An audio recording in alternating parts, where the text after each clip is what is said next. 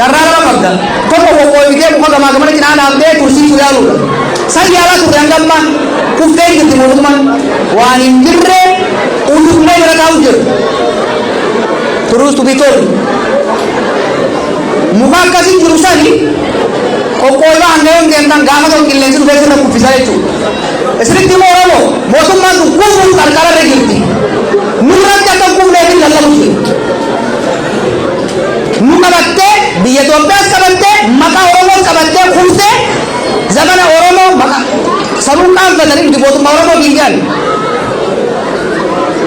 maqaa Oromoo fuudhanii kufanii maqaan keenya lammata kan deebinetti maqaa Oromoo kan qabsoo aarsaa meeqaan Oromoon faayidaan qabdu Oromoon bu'aan qabdu fayyadu san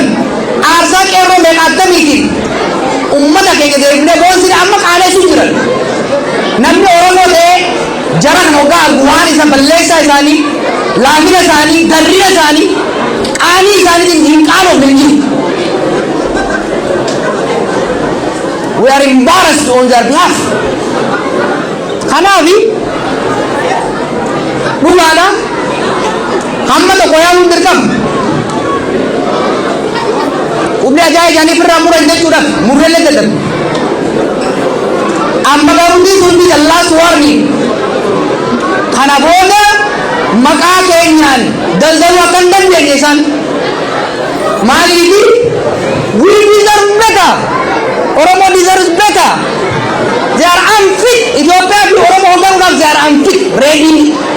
ga'umsa hin qabani qabaachuuf illee hin ta'an gad deemaa jiran akka hidda mukaa